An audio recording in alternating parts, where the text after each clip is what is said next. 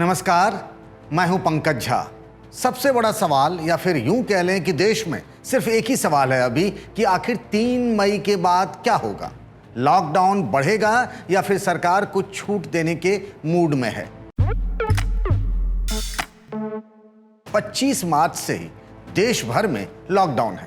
प्रधानमंत्री नरेंद्र मोदी लगातार फीडबैक ले रहे हैं 3 मई के बाद क्या किया जाए।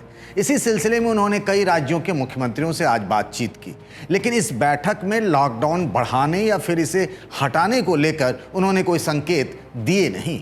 उन्होंने इसके फायदे जरूर बताए।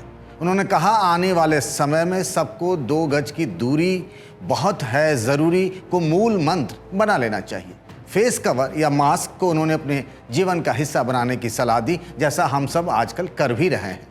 पीएम मोदी ने कहा कि संकट का समय है और इसे अवसर में बदलना ही सबसे बड़ी चुनौती है। पीएम मोदी ने कहा कि भारत की अर्थव्यवस्था ठीक है दूसरे देशों के मुकाबले। कोरोना से निपटने के साथ साथ उन्होंने अब इकोनॉमी को लेकर भी रणनीति बनाने की बात कही है, और ये सवाल आप सबके मन में भी होगा। मोदी ने राज्य सरकारों से कहा कि वे रेड जोन को ऑरेंज जोन में बदलने का प्रयास करते रहें। अब ये रेड जोन और ऑरेंज जोन क्या है? जो इलाके कोरोना वायरस से बहुत प्रभावित हैं, ऐसे हॉट स्पॉट वाले इलाके को रेड जोन कहते हैं। ऑरेंज जोन को मोदी ने ग्रीन जोन में बदलने को कहा। प्रधानमंत्री ने कहा कि खतरा अभी टला नहीं है। लॉकडाउन के नियमों का कड़ाई से पालन कराने की उन्होंने अपील की। ऐसी संभावना लग रही है कि लॉकडाउन जो है वो पूरी तरह से देश में समाप्त अभी तक नहीं होगा, क्योंकि मामले बहुत ज्यादा कुछ प्रदेशों में बढ़े। अलग अलग प्रदेशों के लिए योजना बन रही है, ऐसी संभावना लग रही है। विदेशों में जो भारतीय फंसे हैं उन्हें वापस अपने देश लाने के बारे में भी उन्होंने मुख्यमंत्रियों से चर्चा की। पीएम ने कहा कि ऐसा करने से पहले हमें सबके स्वास्थ्य के बारे में सोचना होगा। ऐसी लगातार मांग उठती रही है कि कई लोग अभी भी अलग अलग देशों में फंसे हुए हैं। बिहार के मुख्यमंत्री नीतीश कुमार ने सीजनल बीमारियों की चर्चा की। मानसून से पहले और गर्मी के वक्त में बिहार जैसे कई राज्यों में इस तरह की बीमारियां शुरू हो जाती हैं। तो मोदी ने कहा कि हम सबको कोरोना के अलावा इससे बचने के उपायों पर भी अभी से काम करना होगा। ये ना हो कि सब कोरोना के चक्कर में ही जुटे रहें। मोदी ने राज्य सरकारों से कहा कि वे अभी से आर्थिक मोर्चे पर काम करने की नीतियां बनाना शुरू कर दें। पीएम ने बताया कि कोरोना बीमारी से कोई सामाजिक कलंक इसे न समझा जाए। ऐसा कई लोग समझ भी रहे होंगे। आपने देखा होगा डॉक्टरों के साथ दुर्व्यवहार भी हुआ इस मामले को लेकर। मीटिंग में मौजूद मुख्यमंत्रियों ने प्रधानमंत्री के काम की तारीफ की। उनसे ये भी कहा कि वो जो फैसला करेंगे, यानी पीएम मोदी जो फैसला करेंगे उसे सब मानेंगे, लेकिन इस बैठक में उन गरीबों की चर्चा नहीं हुई जो अब भी अलग अलग राज्यों में फंसे हुए हैं।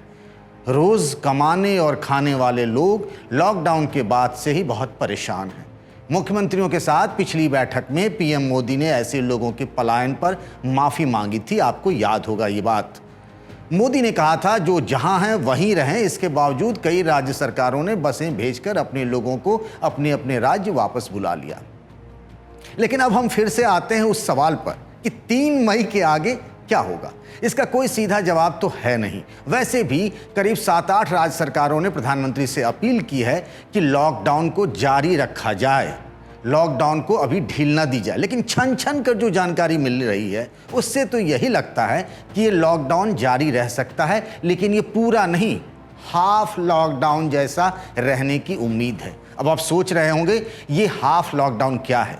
अब तक जो है वो कंप्लीट लॉकडाउन था। 3 मई तक लॉकडाउन के 40 दिन पूरे हो रहे हैं।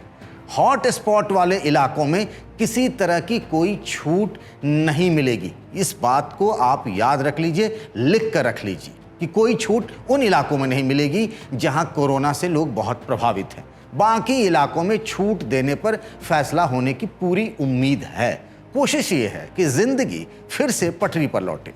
आप तो जानते ही हैं कि गृह मंत्रालय ने पहले ही ग्रामीण इलाकों में दुकानें खोलने के आदेश दे दिए। शहरी इलाकों में भी किराना, कपड़ा और स्टेशनरी की दुकानें खुलनी शुरू हो गई हैं।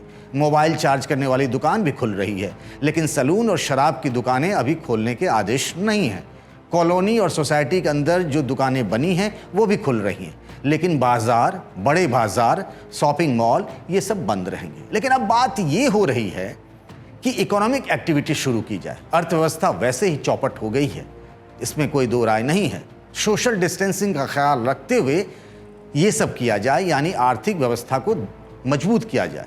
इस हिसाब से ये तय समझिए कि 3 मई के बाद फैक्ट्रियों में कामकाज चालू हो जाएगा। इसका मतलब ये नहीं है कि सभी फैक्ट्रियों में कामकाज शुरू होने वाला है, कुछ खास सेक्टर को ही ये छूट दी जाएगी।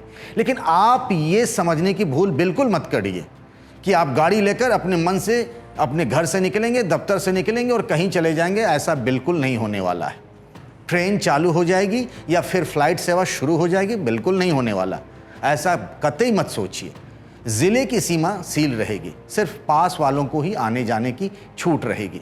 पब्लिक ट्रांसपोर्ट नहीं चलेगा, स्कूल कॉलेज बंद रहेंगे।